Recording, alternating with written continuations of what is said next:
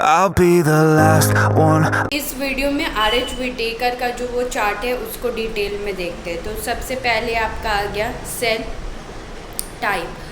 तो जो सिर्फ मोनेरा है वो क्या होगा, प्रोकैरियोट, बाकी सारे यूकैरियोट। अब प्रोकैरियोट और यूकैरियोट में डिफरेंस क्या है, तो प्रोकैरियोट जो होते हैं उसमें आपका न्यूक्लियस प्रेजेंट नहीं होता है और यूकैरियोट में प्रेजेंट होगा। प्रोकैरियोट में मेम्ब्रेन बाउंड ऑर्गेनेल नहीं होंगे और यूकैरियोट में मेम्ब्रेन बाउंड ऑर्गेनेल प्रेजेंट होंगे। उसके बाद आपका जो नेक्स्ट है वो है आपका सेल वॉल। सेल वॉल क्या होगा, जो आपका मोनेरा है उसमें सेलुलोजिक सेल वॉल होता है, नॉन सेलुलोज होगा, पॉलीसैकेराइड होगा और अमाइनो एसिड होगा।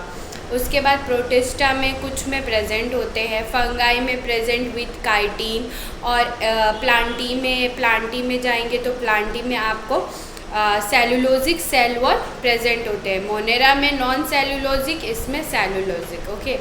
और उसके बाद एनिमेलिया में सेल वॉल प्रेजेंट नहीं होंगे, ठीक है। अब सेल वॉल हो गया, तो सेल वॉल के बाद आ गया न्यूक्लियर मेम्ब्रेन। न्यूक्लियर मेम्ब्रेन जो होगा वो सब में मोनेरा में एब्सेंट होगा लेकिन बाकी सारे में प्रेजेंट होगा। न्यूक्लियर मेम्ब्रेन क्या हुआ, जो आपको मेम्ब्रेन होगा न्यूक्लियस के सराउंडिंग, उसको हम लोग न्यूक्लियर मेम्ब्रेन बोलते हैं। उसके बाद आपका हो गया बॉडी ऑर्गेनाइजेशन। बॉडी ऑर्गेनाइजेशन में मोनेरा में आपका होगा सेलुलर, प्रोटिस्टा में भी सेलुलर। उसके बाद है फंगाई में मल्टी सेलुलर और लूज टिश्यू जो होंगे वो लूज होंगे फंगाई में। उसके बाद है प्लांटी में टिश्यू ऑर्गेन और एनिमेलिया में tissue organ and organ system. अब आप अपने स्क्रीन पे एक फिगर को देखेंगे, उसमें आपको पता चलेगा कि कैसे सेल से टिश्यू बनता है, टिश्यू से ऑर्गेन बनता है एंड ऑर्गेन से ऑर्गेन सिस्टम बनता है, ठीक है।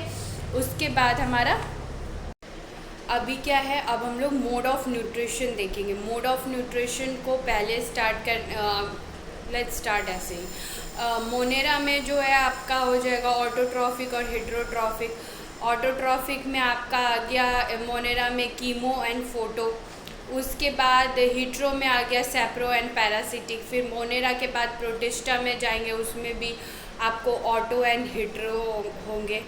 उसके बाद फंगाई में जाएंगे तो फंगाई में आपका सिर्फ हिट्रो होगा, प्लांटी में आपका ऑटो होगा, एनिमेलिया में आपका हिट्रो हो गया। अब ये ऑटो हिट्रो ये इतना सारा क्या, ठीक है, तो इसको हम लोग डिटेल में देते हैं। ऑटो मीन्स क्या होगा कि वो अपना फूड जो है वो खुद प्रिपेयर करेंगे sunlight, water and carbon dioxide के मदद से। हिट्रो मीन्स वो किसी और ऑर्गेनिज्म पे डिपेंड करेंगे अपने फूड के लिए, ठीक है। अब ऑटो में कीमो और photo. Chemo means chemical synthesis होगा उनका फूड का, photo means through light. Photo itself कहता है लाइट, कीमो इटसेल्फ कहता है केमिकल, इजी। उसके बाद अब आया हिट्रो। हिट्रो में आ गया आपका सैप्रो, पैरासिटिक, होलोजोइक। होलोजोइक क्या होगा, उसमें जो भी खाना खाते हैं हम लोग उसका ब्रेक डाउन होगा। ब्रेक डाउन होने के बाद उसका पूरा डाइजेशन का प्रोसेस होता है, एब्जॉर्प्शन होता है, डाइजेशन होगा, सिमिलेशन होगा, एक्सक्रीशंस होगा, ये सारा प्रेजेंट होगा। ये होलोजोइक जो होगा वो सिर्फ ह्यूमन में प्रेजेंट होगा। होलोजोइक के बाद आ गया आपका सैप्रो। सैप्रो मीन्स क्या है, डेड एंड डिकेइंग ऑर्गेनिज्म से आपको अपना न्यूट्रिशन लेना है। वो लोग क्या करेंगे, मरे सड़े गले चीज़ों पे, जैसे मशरूम को देखो कि वो जो सड़ा हुआ पेड़ होगा, गोबर होगा, उधर में जाके वो मशरूम बनता है। तो मशरूम अपना nutrition dead and decaying organism से ले रहा है, ठीक है। उसके बाद क्या हुआ आपका पैरासिटिक। पैरासिटिक मतलब क्या होगा, लीच वगैरह जो होता है वो दूसरे ह्यूमन बॉडी पे रहेगा और वहाँ से वो अपना जो न्यूट्रिशन है वो शक करेगा। जैसे मॉस्क्यूटो भी एज फॉर एग्जांपल आपका पैरासिटिक में आ सकता है। वो भी अपना जो फूड है वो क्या कर रहा है, किसी ह्यूमन बॉडी पे बैठ रहा है, वहाँ पे बैठ के उसका ब्लड को शक कर रहा है, ठीक है। तो अब ये चीज़ कंफ्यूजन क्लियर हो गया कि what is auto, what is hetero. Hetero में क्या क्या आ गया आपके, holozoic, saprophytic and parasitic. Holozoic सिर्फ ह्यूमन में प्रेजेंट है, ठीक है। एनिमल्स में भी प्रेजेंट है, ऐसा कुछ नहीं है। एनिमल्स भी चबाते हैं, खाते हैं, डाइजेशन, एक्सक्रीशन सब कुछ उन पे होगा, एब्जॉर्प्शन वगैरह, ठीक है। तो यही सारी चीज़ें हैं इसमें। थैंक्स।